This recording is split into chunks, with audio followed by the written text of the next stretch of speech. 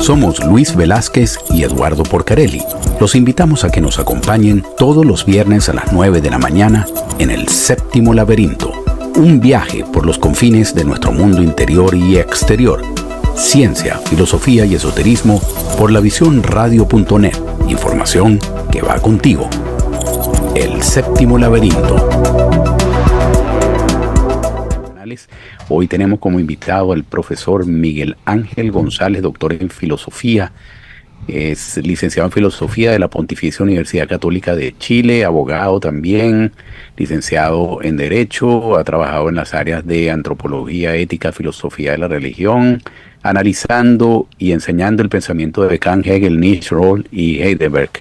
También tiene muchísimas publicaciones, sobre todo algunas particulares sobre el tema que nos trae en el día de hoy, que se cumplen durante este año los 300 años del nacimiento del gran pensador alemán Immanuel Kant, uno de los pensadores más importantes del mundo occidental. Siempre que pensamos en filósofos, nos viene a la mente Sócrates, Platón, Aristóteles, y seguramente Kant está en esa lista. Pero un placer, profesor, conocerlo, saludarlo y que nos acompañe hoy en el Séptimo Laberinto. Muy buenos días, Eduardo, muy buenos días, Luis. Muchas gracias por esta amable invitación. Estoy muy contento de poder compartir con ustedes hoy día. Nosotros más, profesor. Bueno, como decía al principio, 300 años del nacimiento de Immanuel Kant, pero un hombre que vivió en una ciudad que nunca salió de su pequeña comunidad, que llevó una vida sencilla. No viajó por el mundo, simplemente vivió en su ciudad y con su pensamiento abarcó el mundo, y al día de hoy su pensamiento sigue influyendo, sirvió de cimientos para la construcción de la ciencia, sirvió de cimientos para la construcción o para el entendimiento de un orden internacional. La gran pregunta general, antes de profundizar en algunos temas sobre Immanuel Kant, ¿cuál es la vigencia del pensamiento de Kant en nuestro mundo actual? Sé que esto implicaría dividirlo en varias áreas temáticas, pero en general, una primera aproximación. Mire, yo diría que en prácticamente todas las áreas de la filosofía hay un antes y un después de Kant. Primero que nada, evidentemente no hay en este momento kantianos puros, en el sentido de alguien que crea a pie juntillas absolutamente todo lo que dijo Kant en sus libros, porque han pasado 200 años, 300 años de su nacimiento.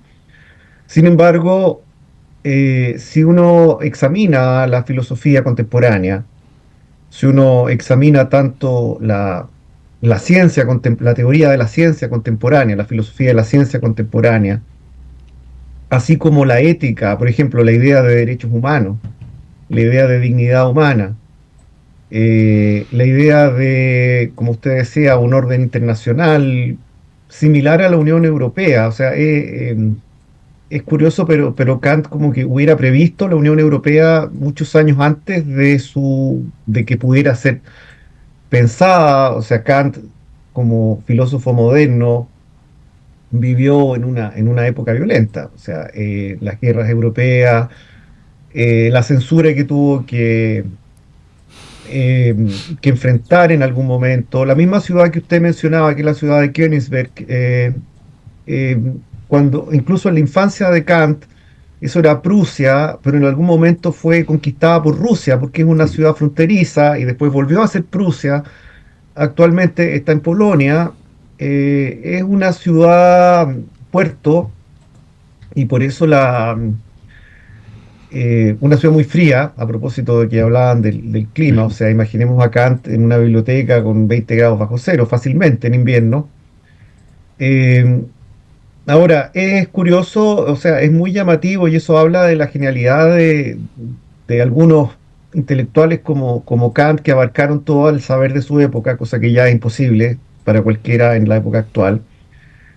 Es bien llamativo cómo desde la ciudad pequeña de Königsberg pudo tener tanta influencia. Pero yo diría que no es solo genialidad, sino gran, extraordinaria disciplina.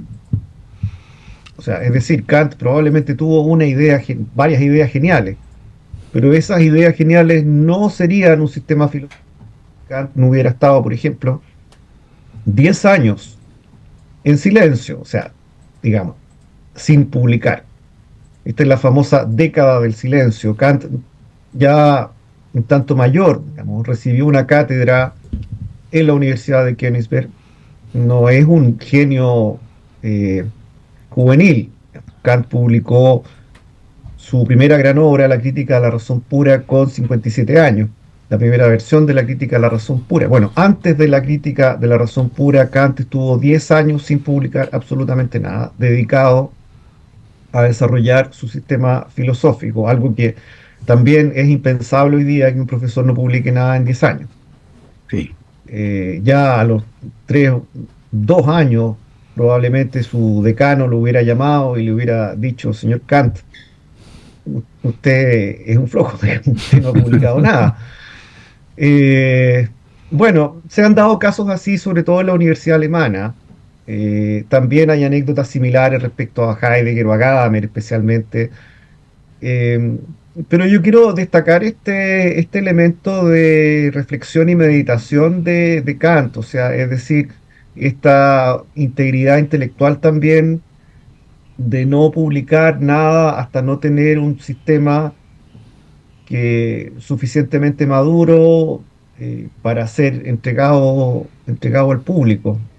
Eh, bueno, no sé qué más quisiera. Bueno, Bueno, no sé si le contesto su pregunta, Eduardo. completamente, Sí, profesor, sí. completamente. Profesor, encantado de que esté con nosotros acá. Yo leí algunos de sus escritos extraordinario. Una de las cosas que me llamó la atención ayer en uno de los escritos que usted ha hecho es, y que me quedó la duda, me quedó y no me quedó, ese es un dilema en todo caso, es que Kant creía en Dios. Luis, y si me permite, para complementar, quiero comentar que el profesor también es director del Instituto de Estudios Religiosos de la Facultad de Filosofía, o sea que nos puede contestar esta pregunta con mucha propiedad. Y disculpe, profesor, lee un parrafito de un libro de Sabater donde se refiere a Kant y nos dice: sucede que la razón no se resigna a limitarse a trabajar con datos sensoriales y quiere ir más allá. Las grandes ideas metafísicas, es decir, el alma, el mundo como totalidad universal y Dios, son aspiraciones ambiciosas de la razón, a volar más lejos de lo que la experiencia concreta aporta. Es una ambición muy humana, pero que fracasa en un cúmulo de contradicciones insuperables. Algo semejante a una paloma que al volar nota la resistencia que el aire le ofrece y puede suponer que sin aire en el vacío volaría mejor y más alto. ¿Cómo compaginar el pensamiento y el sistema filosófico de Kant con la religión y con la necesidad que tenemos los seres humanos de creer en un Dios y de darle un propósito a nuestra vida? Y complemento y disculpe lo largo, adicionalmente Kant creía que en la parte del mundo que nosotros no vemos, no la fenoménica, sino la nouménica, no la podemos abarcar. Ahí puede ocurrir cualquier cosa. ¿Cómo compaginamos todo eso y esta pregunta que hace Luis? Sí, pero Bueno, antes que usted comience, profesor, sí. le voy a explicar un poco por qué mi duda. Cuando él pone en el centro al ser humano, se refiere a Dios. Bueno, muchas gracias por la pregunta. Va a requerir una explicación un poco, no sé si Tómese larga, su pero tiempo, profesor. muchas gracias, y gracias, Luis, por leer mis textos. Yo creo que es uno de los primeros que lo hace. Muy bueno, muy Yo voy a bueno. hacer entonces el segundo. Claro. Bueno, a ver, para entender este problema hay que situarse un poco en el contexto intelectual en que se situaba Kant.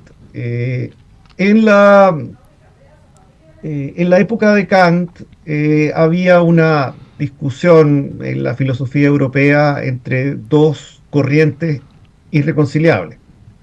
Una era el racionalismo y otra es el empirismo.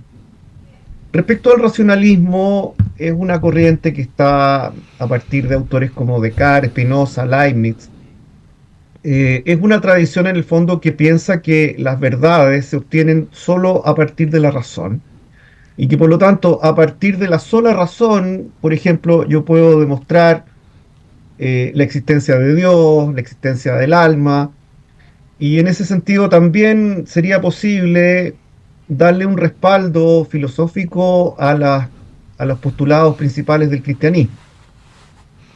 Por otra parte, tenemos el empirismo, ¿cierto? Especialmente de David Hume, ¿cierto? El empirismo inglés de David Hume, quien, bueno, esta famosísima frase de Kant que dice, Hume me despertó del sueño dogmático. O sea, ¿qué quiere decir con esto? Que Hume, en el fondo, piensa que si no hay un dato sensible, no hay conocimiento. Y Kant va también, en gran medida, no exactamente como Hume, pero en gran medida va a asumir eso. Es decir, el principio del conocimiento está en los datos de los sentidos. Y por lo tanto, de esto se sigue que no podríamos conocer, en principio, ni a Dios, ni el alma, ni la libertad, porque no tenemos una percepción sensible ni de Dios, ni del alma, ni de la libertad. Entonces, esto es quizás lo más, la grandeza de Kant en el fondo, que frente a estas dos corrientes irreconciliables, él desarrolla en la crítica de la razón pura una tercera corriente, o sea, una solución que toma, podríamos decir, lo mejor de dos mundos, o lo mejor de estas corrientes, en el sentido siguiente, y esto también tiene gran influencia en, no solamente en la filosofía, sino también en la ciencia contemporánea. O sea, Kant fue uno de los primeros en darse cuenta, y hoy día eso yo diría que está bastante estudiado por la ciencia, fue el primero en darse cuenta, o uno de los primeros, podríamos decir, en que la mente humana tiene un rol activo en la configuración de la experiencia. O sea, es decir, si bien nosotros recibimos datos sensoriales, nuestra mente elabora estos datos sensoriales de manera tal que podemos configurar el mundo en que vivimos, que es un mundo fenoménico, un mundo humano, es, podríamos decir, la comprensión humana de la realidad. ¿Ya? Es decir, lo que quiere decir Kant en el fondo es que nosotros ya no podemos pretender ver el mundo desde el punto de vista de Dios. O sea, es decir, nosotros vemos las cosas desde una perspectiva humana, porque el tiempo y el espacio, digamos, son maneras humanas de conocer. Y la elaboración que nosotros hacemos de los datos de los sentidos radica en nuestra mente. Entonces, esto no significa, y esto es una equivocación bastante común, digamos, esto no significa que el mundo en que vivimos sea imaginario o algo por el estilo. Significa que nuestra percepción del mundo, nuestra experiencia del mundo, requiere de una actividad de nuestra mente, de una actividad sintetizadora de nuestra mente, que nos permite conocer el mundo tal como lo vemos. Ahora, hay una segunda dimensión de esto. ¿Qué pasa entonces con Dios? ¿Qué pasa con la fe? Bueno, Kant hace una distinción. O sea, él piensa que si bien no podemos conocer a Dios a la manera como conocemos el mundo fenoménico, a la manera como conocemos, no sé, las mesas, los árboles, las sillas, las calles, etcétera, sí podemos primero postular la existencia de Dios. O sea, esto significa creer justificadamente en la existencia de Dios. O sea, que es razonable creer en Dios. Y también creer en el alma y también creer en la libertad. Ahora, para llegar a esta conclusión, Kant en realidad recurre a razones morales. ¿Ya? Porque a Kant, si usted lee, por ejemplo, la fundamentación de la metafísica de las costumbres o la crítica a la razón práctica, a Kant le preocupa lo que podríamos llamar en términos no kantianos el problema del justo sufriente. ¿En qué sentido? Kant tiene, como buen moderno, digamos, como buen lector de Hobbes, ¿cierto? Es pesimista, como buen luterano podríamos decir también, digamos, o al menos una persona de herencia luterana. Kant es sumamente pesimista respecto de la condición humana. O sea, no lo llama pecado, ¿cierto? Lo llama mal radical, no lo llama pecado original, lo llama mal radical. Pero en el fondo apunta a eso. Hay un predominio del mal sobre el bien en el mundo, y eso para él es evidente.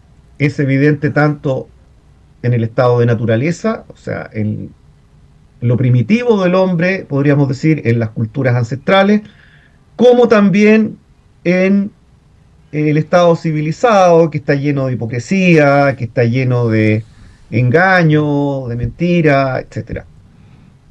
Entonces, Kant tiene mucha conciencia de que en este mundo la justicia no es posible, entendiendo justicia, en este caso, que la persona que tiene buena voluntad reciba la felicidad que merece. Pero Kant ve, en cambio, que pareciera ser que en el mundo nuestro pasa lo contrario, ¿cierto? Muchas veces al malvado le va bien y al bondadoso le va mal. O sea, yo no creo que sea necesario ahondar demasiado en esto, es cosa de ver, digamos, la situación actual, contemporánea, bueno, el mundo en que vivimos, para darse cuenta que Kant no está tan equivocado en eso. Entonces, la pregunta es, bueno, el mundo, la realidad finalmente, ¿es caótica o es un cosmos ordenado? La única manera, piensa Kant, de creer en un mundo que es razonable es postular la existencia de Dios, porque solo Dios, después de la muerte, podría darle a cada cual lo que le corresponde. Es decir, darle al justo, al hombre bueno, digamos, al ser humano bueno, darle la felicidad que corresponde y no premiar al malvado. Entonces, esto nos lleva al problema de la religión en Kant. Bueno, Kant tiene un libro que se llama La religión dentro de los límites de la mera razón, que es un libro, bueno, el título ya nos dice más o menos cuál es la tesis central del texto. Es decir, Kant rechaza cualquier intento de religión, cualquier religión que sea contraria a la razón, en el sentido de lo que él llama la religión de la petición del favor. O sea, a Kant le parece absurdo pensar eh, que Dios va a repartir bienes simplemente porque alguien se los pida, sin que haya una actitud moral que avale esta petición. Entonces, en ese sentido, Kant hace una lectura del cristianismo en este libro en que racionaliza las tesis centrales del cristianismo. O sea, al pecado original lo llama mal radical. A Jesús, influenciado evidentemente por la teología liberal de su época, que pensaba que no había ningún acceso, bueno, a la teología de su época, él más bien un precursor de la teología liberal, pero Kant piensa, como muchos modernos, ¿cierto?, que no hay ningún acceso al Jesús histórico, y pretende desmitificar el cristianismo. Y en ese sentido lo transforma en una religión moral y a Jesús a un modelo de moralidad, ¿ya?, como un modelo de perfección moral. Entonces vemos acá, y esto, sin embargo, es un golpe de todas maneras a la filosofía de su época, porque, bueno, esto se puede ver de dos maneras, desde dos perspectivas. O sea, mucha gente dice que Kant mató la metafísica, ¿ya? Y eso es muy impreciso. ¿Ya? No es que haya matado la metafísica en el sentido Quizás de que la ya ordenó, no podemos, la claro, organizó, que la no ordenó. podemos hacer ninguna afirmación universal y necesaria. Lo que Kant hizo en el fondo es lo que se llama una metafísica de la experiencia. Es decir, en el fondo él dice, podemos hacer afirmaciones universales y necesarias, por ejemplo, que hay una ley de gravedad, que todo efecto tiene una causa. Podemos hacer ese tipo de afirmaciones, pero solo en relación al mundo fenoménico, porque el mundo fenoménico es el único al cual tenemos acceso. Yo no puedo, y esto yo les digo siempre a mis estudiantes, es decir, les digo, trate de contarme qué ha hecho hoy día sin utilizar categorías de espacio y tiempo. ¿Ya? Porque yo les digo, a ver, ¿qué hizo hoy día? Me levanté, ya, ¿dónde? ¿A qué hora? Entonces, nuestro conocimiento, nuestro acceso al mundo es espacio-temporal. ¿Ya? Entonces, en ese sentido, eh, es evidente que no tenemos acceso a una realidad que no es espacio-temporal. ¿Ya? Y esto, en el fondo, también está en la teología católica, no sé. En el Apocalipsis, por ejemplo, dice, para Dios 1000 años son como un día y un día como 1000 años. O sea, ¿qué quiere decir eso? Que Dios no está sometido al tiempo, ni al espacio, está en todas partes. Ahora, ¿qué es lo que dice Kant respecto a eso? Que eso queda en el ámbito de la creencia, que puede ser razonable o no, pero queda en el ámbito de la creencia porque simplemente nuestra experiencia es limitada, y de ahí la cita de Sabater, ¿cierto? Que en el fondo está citando el prólogo a la crítica a la razón pura. El destino de la mente humana es hacerse preguntas que no puede responder, o que puede responder a medias. Entonces, en ese sentido también Kant eh, se revela contra una tradición milenaria, que es en el fondo pensar que tenemos acceso a ver las cosas desde el punto de vista de Dios, a través de nuestra razón. Kant, en el fondo, cuando elabora una crítica de la razón pura, crítica significa, en este contexto, significa examen. Es decir, Kant está diciendo, antes de hacer afirmaciones como las que estamos haciendo, por ejemplo, que Dios existe, que el alma es inmortal, antes de eso tenemos que examinar nuestra propia razón para ver si esas preguntas las podemos contestar o no. Ya es como yo le digo a los estudiantes, ¿cierto? Si usted va a correr una maratón, antes de correr la maratón, tiene que hacerse un examen físico y preguntarse si es capaz de resistir la maratón o no. ¿Ya? Y lo más probable es que no. Y en ese sentido también Kant en el fondo dice, antes de tratar de responder estas preguntas de la metafísica, bueno, examinemos nuestra propia razón y vemos cuáles son sus alcances, pero también cuáles son sus límites. Y la respuesta es que podemos conocer el mundo fenoménico y no el mundo de las cosas en sí mismas, es decir, de las cosas con independencia de nuestros procesos mentales. Es decir, no podemos escapar de nuestra propia mente en el fondo. Vemos todo desde la perspectiva de nuestra mente, porque nuestra mente configura la experiencia, no la inventa, la configura, la ordena, ¿ya? Y no simplemente la recibe de fuera. ¿De acuerdo? No sé si De ha sido acuerdo. claro, espero No, haber no, sido. completamente, profesor. Quiero preguntarle también, a Sí. 300 años del nacimiento de Kant, en su opinión, ¿cuáles son los aspectos más duraderos o relevantes del pensamiento de Kant y cómo podemos seguir aplicando sus ideas para abordar los desafíos del presente y del futuro? Aunado también a cómo cree usted que Kant respondería a las críticas contemporáneas a su filosofía, como las que cuestionan su universalidad o su falta de atención a la diversidad y a la particularidad que es muy común en este mundo actual. Pero Bueno, yo creo que aquí hay que hacer distinciones importantes.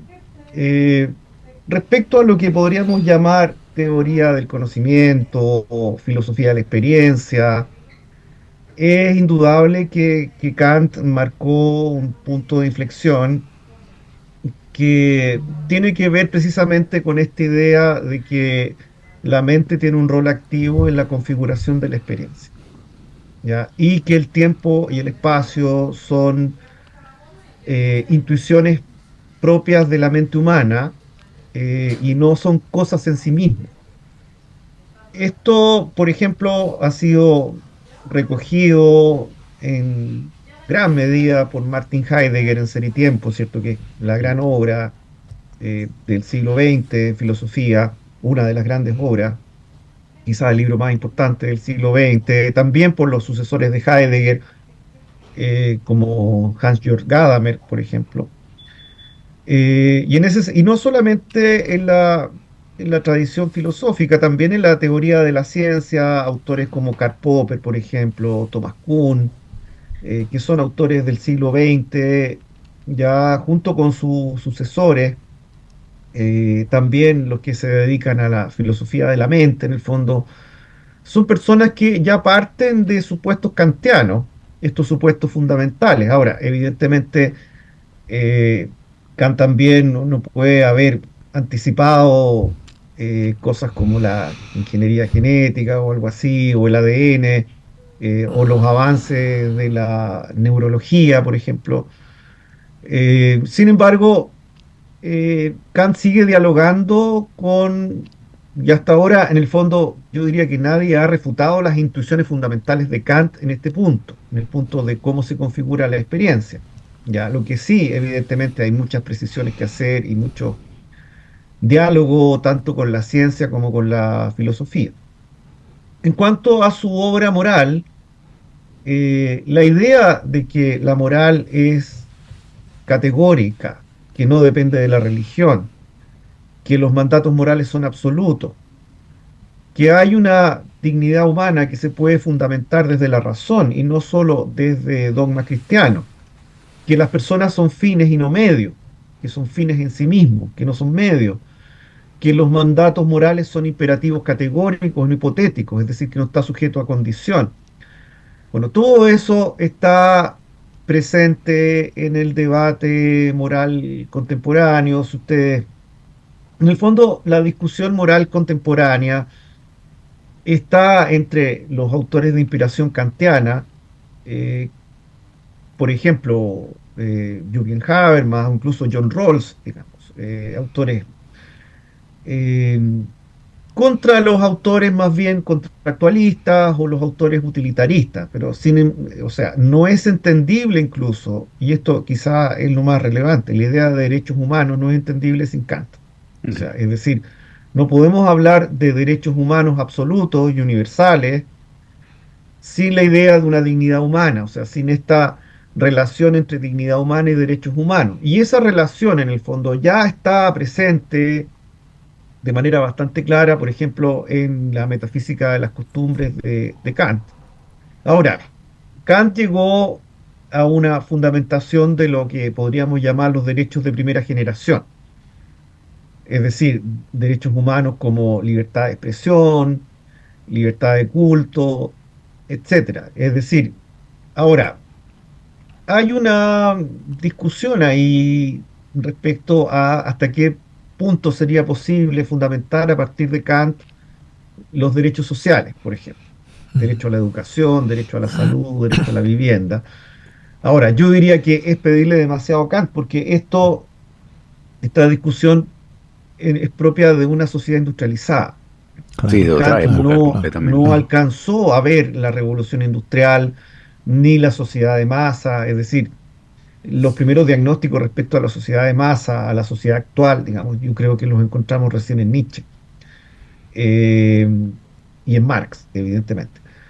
Eh, en ese sentido, también, digamos, hay un gran aporte de Kant y también en el derecho internacional, o sea, cuando Kant desarrolla en la paz perpetua la idea de una confederación de estados, no de un solo estado, sino de una confederación de estados que renuncien a la guerra. Eso se parece mucho a la Comunidad Económica Europea que después se transformó en la Unión Europea. O sea, es decir, ¿cuál sería el ideal de Kant respecto al orden internacional? Sería algo así como que el modelo de la Unión Europea se pudiera exportar a todo el planeta. Y en ese sentido, también es cierto que Kant no dialoga bien con ninguna forma de relativismo moral o cultural. O sea, y acá eh, hay que tomar opciones. O sea, porque cuando se defiende el relativismo cultural, no simplemente la diferencia de cultura, sino cuando se dice que no hay un criterio moral universal y que por lo tanto no podemos decir nada de prácticas que a nosotros nos parecen aberrantes porque forman parte simplemente de otra cultura, como la ablación femenina, como el sometimiento de la mujer, como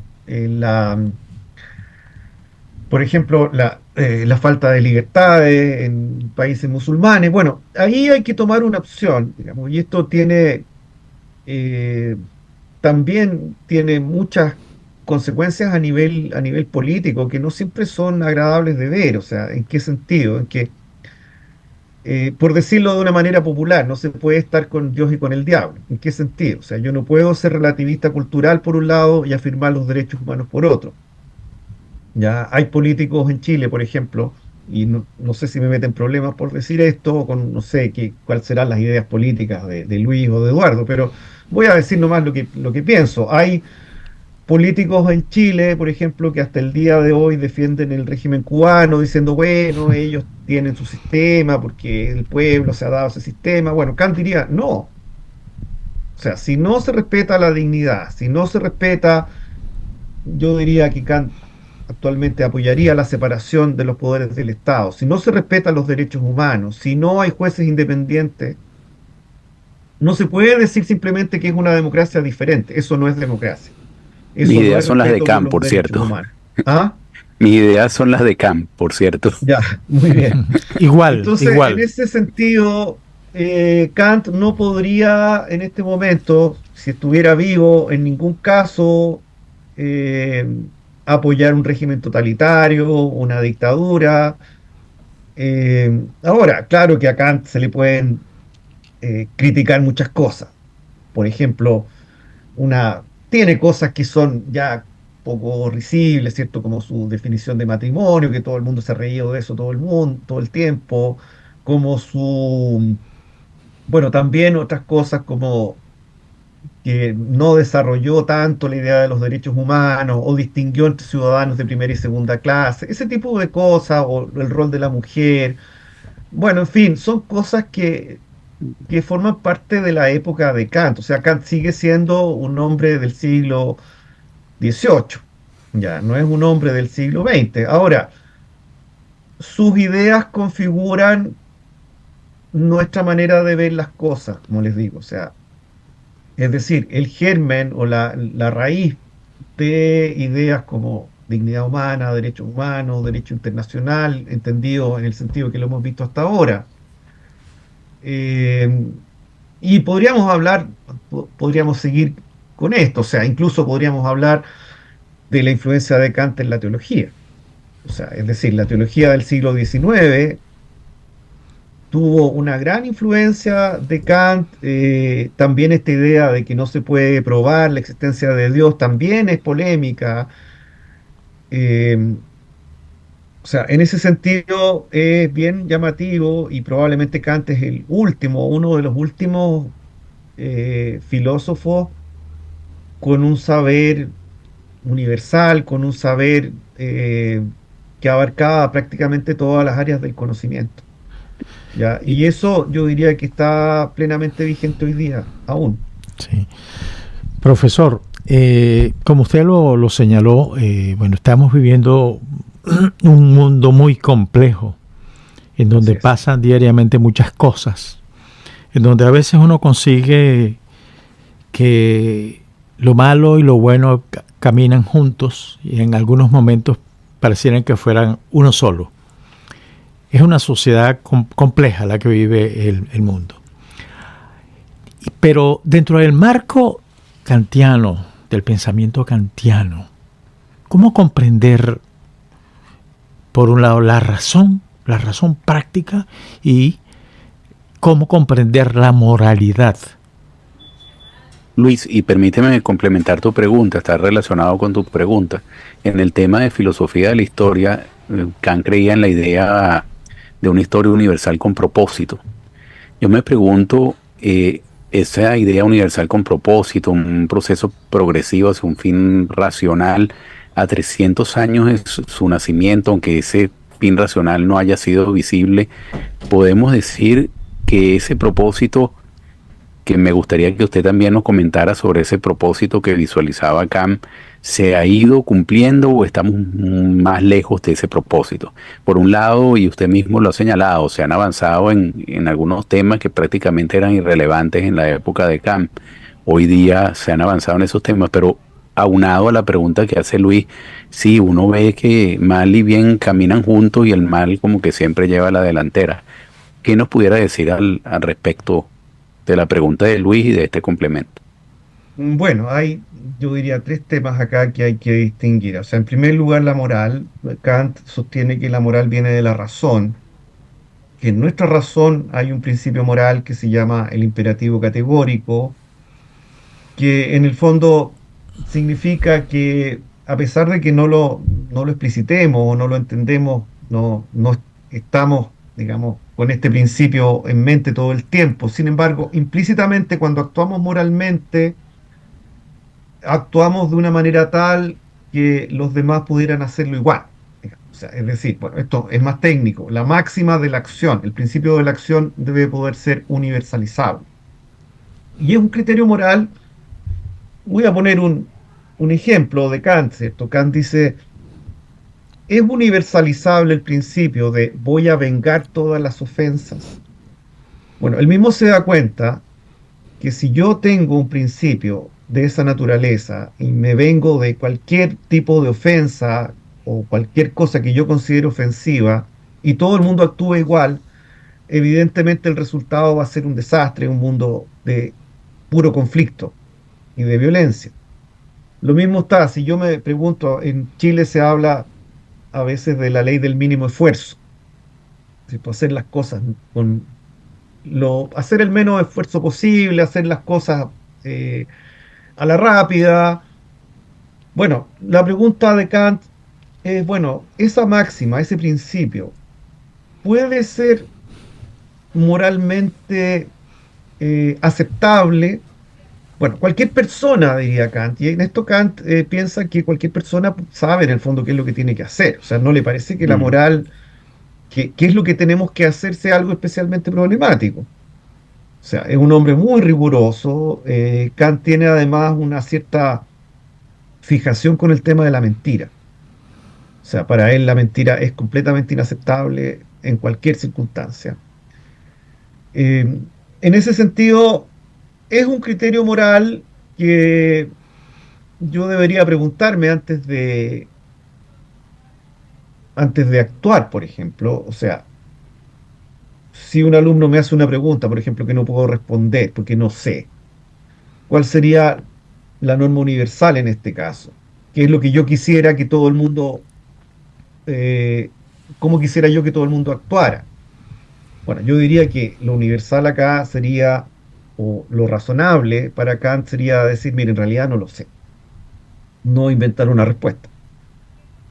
Em, bueno, apliquemos esto y vemos que un universo que se rige, un mundo que se rige em, por los ideales kantianos, por la moral kantiana, sería un mundo en que podríamos vivir, digamos, más confiados en los demás, porque nadie mentiría, porque nadie haría mal su trabajo.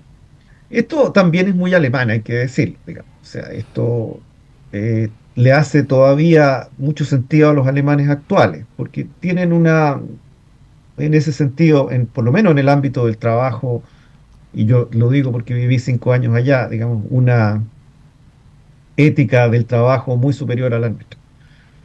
Y eso explica, yo creo, en gran medida que haya países más desarrollados que otros, pero ese es otro problema. Respecto a la historia, bueno, Kant tiene varios textos. Ahora, ahí hay una discusión en realidad, porque cuando Kant escribe este famoso texto que se llama Idea para una historia universal en clave cosmopolita, en realidad está hablando en una clave distinta, porque Kant no dice, podría ser que la ley moral fuese el imperativo categórico. No, él dice, esta es la ley moral. Ahora, respecto a si es posible ver la historia, porque la idea de este ensayo, Idea para una historia universal en clave cosmopolita, es que pensemos cómo sería la historia si estuviera regida por la razón. Y cuando dice la razón, en el fondo, esta es otra palabra para decir la providencia. ¿Ya? O sea, y Kant en este sentido piensa que anticipa un poco la idea de Hegel de las astucias de la razón. O sea, ¿en qué sentido? Que la razón incluso se aprovecha de las debilidades humanas para buscar el progreso. Y que aprovecha incluso el conflicto, ¿cierto? Porque esa es una de las famosas tesis de ese texto. Digamos, o sea, la primacía del conflicto, el antagonismo, la antisocial sociabilidad humana. Él piensa que la razón se aprovecha de nuestra tendencia al conflicto para progresar porque nos hace competir. Y dice que si no fuéramos competitivos y fuéramos pastores de ovejas, digamos, seríamos, dice, tan pacíficos como las ovejas que cuidamos, pero no hubiéramos avanzado nada. Entonces, Kant tiene esa idea. Pero ahora, hay que tener claro que Kant está hablando acá en un sentido del cómo sí, digamos. Pensemos cómo sería el mundo si se rigiera por la razón, si la historia se rigiera por la razón. Ahora, no lo afirma, hace un ejercicio hipotético. Pensemos si el mundo se rigiera, si la historia se rigiera por la razón, ¿cómo sería? ¿Hacia dónde nos llevaría? Y la conclusión es que nos llevaría hacia una sociedad cosmopolita. No a una dictadura, no a un régimen totalitario, a una sociedad cosmopolita en los términos que ya hemos hablado. Ahora, si eso está vigente, o sea, como ideal, evidentemente está vigente. Pero si uno mira el mundo actual, lamentablemente no hay muchas razones para pensar que ese sea el resultado final. Kant en su vida supo o vio, contempló desde lejos, eso sí, la Revolución Francesa, guerras, digamos. Ahora, las guerras de esa época, por muy largas que fueran, tenían ciertos principios, o sea, ciertos límites. Ya, la verdad es que yo no sé qué hubiera pensado Kant de la Primera Guerra Mundial o de la Segunda Guerra Mundial o de Hitler. O sea, evidentemente, bueno, incluso, bueno, es tanta la importancia de Kant en Alemania que incluso en algún momento, si ustedes leen a Hannah Arendt, se habló de un imperativo categórico nazi, un imperativo categórico que era voy a actuar como si el Führer me mirara y estuviera contento de mí. Ahora, evidentemente eso es una deformación completa del imperativo categórico. ¿Ya? Kant también es un defensor de la conciencia moral, ¿cierto? Hay que actuar siempre en conciencia moral, de acuerdo a la conciencia moral. Y Adolf Eichmann tuvo digamos, la desfachatez de decir que él era kantiano, o que cuando joven era kantiano, y que ahora obedecer ciegamente a un tirano es lo contrario de ser kantiano. Claro. O sea, nadie puede escudarse en Kant para decir, no, es que yo simplemente obedezco o sea, Eichmann organizó el transporte de los judíos a los campos de concentración como quien organiza un paseo a la playa o como quien organiza el transporte del cobre a Europa, una cosa por el estilo, desentendiéndose completamente de las consecuencias morales de sus acciones, responsabilizando en todo a su jefe. Bueno, eso es una absoluta deformación del pensamiento de Kant. Es un aprovechamiento, pero llama la atención que incluso en esos contextos se hable de imperativo categórico. O sea, hay que ver el peso cultural que tiene la idea de imperativo categórico entonces. Incluso sus enemigos más acérrimos, como los nazis, están dispuestos a usar una expresión así, aunque sea una cosa tergiversada, absurda. sí. Profesor, desde México, sí. El artista plástico José Augusto Paradisi es un artista plástico venezolano muy exitoso, residenciado en México. le hace la siguiente pregunta: profesor, ¿en qué medida la estética kantiana sigue siendo relevante en la apreciación del arte y la belleza en la actualidad? Nos mete en otro tema. Yo diría eh, que sigue siendo muy relevante en el sentido que Kant eh, también revolucionó un poco se me había olvidado hablar de esto, digamos, pero también en la tercera crítica revolucionó la idea del arte en el sentido de que Kant dice, bueno, yo voy a analizar cómo es posible el sentimiento de belleza y eh, voy a distinguir el sentimiento de belleza del mero agrado. ¿Qué pasa en mi mente para que yo sienta la belleza, para que yo experimente la belleza? Y en ese sentido se produce acá, o sea, Kant describe, por ejemplo, lo que yo siento frente a la naturaleza o frente a una obra de arte como un juego, un libre juego de las facultades. Es decir, la razón no puede definir la belleza. Y por lo tanto, hay una derivación, es decir, la imagen deriva un concepto, pero ese concepto nunca es suficiente para entender una obra de arte. No sé, por ejemplo, veo Monet, y digo, aquí hay una estación de trenes. Sin embargo, ese concepto no es suficiente para dar cuenta del cuadro de Monet, y por lo tanto el cuadro o el concepto remite a la imagen y la imagen al concepto, y este libre juego de facultades es placentero. Y esta idea, eh, con distinciones, evidentemente, entra en diálogo con las teorías del arte contemporánea. eh, Específicamente, bueno, está la idea de la obra de arte, este maravilloso ensayo de Heidegger sobre la obra de arte, y yo diría también que hay un diálogo con Kant eh,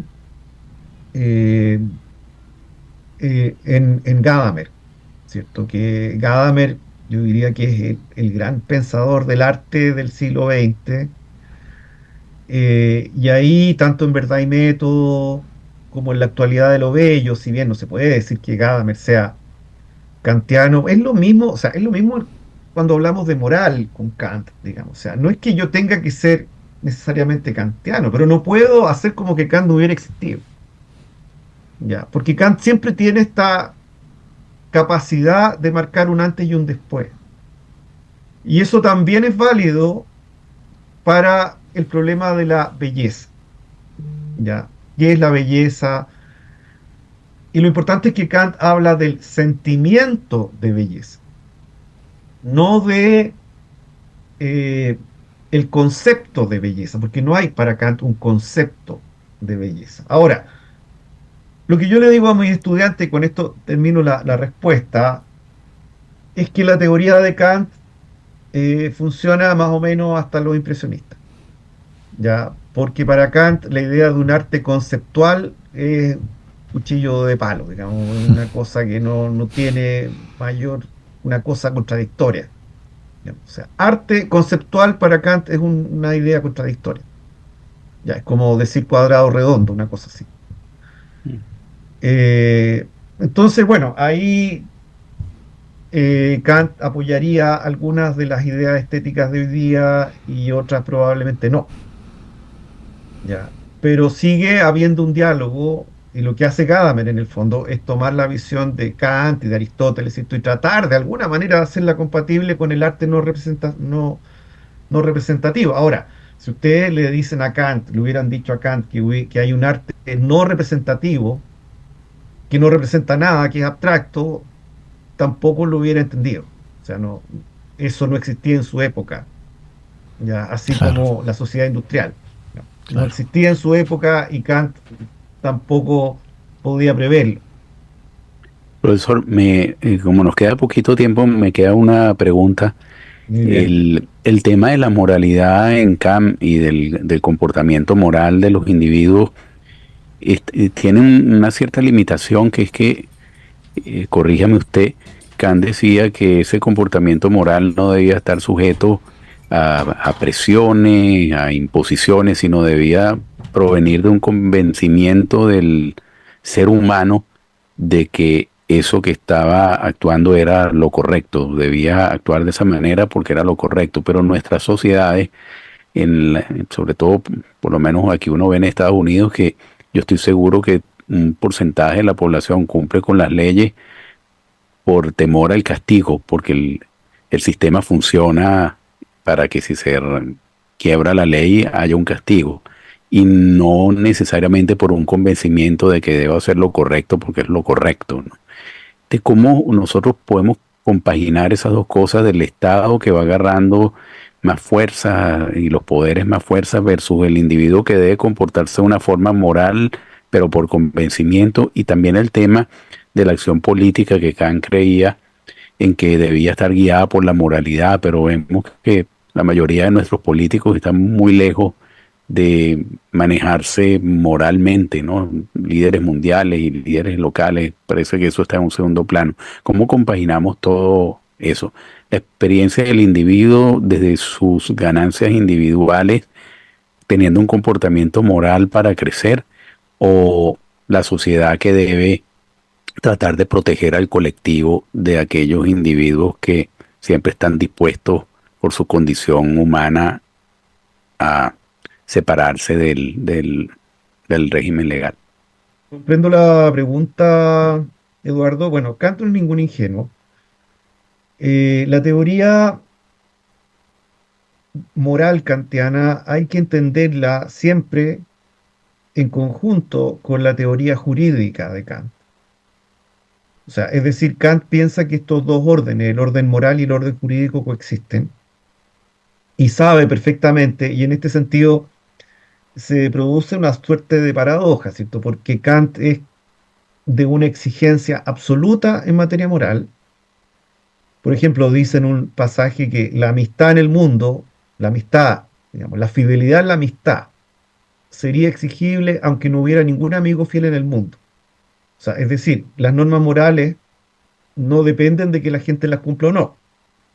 Y tienen un estándar altísimo porque Kant, para actuar moralmente, no solamente le basta con que alguien cumpla con lo que tiene que hacer, sino que lo haga porque es lo que tiene que hacer, por deber, por un sentimiento de deber. Ahora, Kant evidentemente sabe que muy poca gente puede actuar así, pero también tiene una teoría del derecho que es en el fondo menos exigente y le atribuye el rol al Estado de, y en esto es muy hobbesiano, podríamos decir, o rusoniano, o sea, sigue como las teorías contractualistas, o sea, se inspira más bien en las teorías contractualistas de su época, en el sentido que concibe a una especie de Estado árbitro, ¿ya? O sea, ¿qué es lo que hace el Estado? Evita los abusos, es decir, evita que un ejercicio abusivo de las libertades. O sea, si yo ejerzo mi libertad de una manera abusiva y daño a otro, el Estado tiene que restituir el equilibrio. Por eso Kant es partidario de la pena de muerte. Porque Mm. si yo, que yo hago un daño tan grave, para volver a una suerte de armonía jurídica, tengo que sufrir un castigo tan grave también. ¿Ya? Por eso la teoría kantiana del derecho sirve muy bien para explicar el derecho civil. O sea, para explicar, por ejemplo, que alguien que no cumple un contrato tenga que pagar una indemnización. O que si yo choco a otro con mi auto por torpeza mía, tengo que indemnizarlo para, de manera tal que la situación vuelva a un equilibrio de libertades. Ahora, en ese contexto jurídico no importa la motivación. ¿Ya? Cuando yo voy manejando y veo una luz roja, al derecho no le importa si yo me detengo por la razón que sea, porque no quiero dañar a nadie, porque no quiero que me pasen una multa. Al derecho le da lo mismo eso, ¿ya? ¿Qué me exige el derecho? Bueno, que pague impuestos. Bueno, no importa si yo pago impuestos porque me parece que es justo o porque quiero evitar que el Servicio de Impuestos Internos chileno me haga un juicio. Eso da lo mismo. Ahora, estos dos órdenes coexisten. O sea, yo soy al mismo tiempo ciudadano, pero también soy una persona moral, pero la moral para Kant queda en el ámbito de mi conciencia. Respondo ante mí mismo en el fondo, ante mi propia razón, porque es mi razón en el fondo la que me dice que tengo que ser moral. Y eso es muy propio, eso es la autonomía kantiana, ¿cierto? La autonomía de Kant no es que yo haga lo que se me ocurra, digamos. Significa que las leyes universales vienen de mi propia mente, de mi propia razón. Ya, entonces hay un equilibrio acá entre la universalidad de la ley moral, pero por otro lado, ¿cierto? Esta universalidad viene de mi propia razón. No puedo prescindir de ninguna de las dos cosas, ni de la que las leyes son universales, pero tampoco de que las leyes vienen de mí. Y por lo tanto, cuando actúo moralmente, estoy actuando como yo quisiera, como mi razón quiere. Ahora, no solamente tengo razón, también tengo inclinaciones, deseos, y no siempre coinciden. Y muchas veces, y es el diagnóstico de Kant, preferimos los deseos por sobre la razón. Entendido, profesor. Muchísimas gracias. El imperativo categórico del tiempo nos obliga a terminar, pero muchísimas gracias por esta clase magistral, más que una entrevista, una clase magistral. Un placer haberlo conocido y que nos gracias haya a ustedes, este cuenten conmigo para futuras Muchísimas gracias. Seguramente que sí. Con ustedes. Ya hablaremos de otros filósofos y otros temas. Muchas gracias por el contacto. Gracias a ustedes. Bueno, Luis, hasta luego. Que pasen un feliz de semana y nos vemos la próxima semana. Gracias.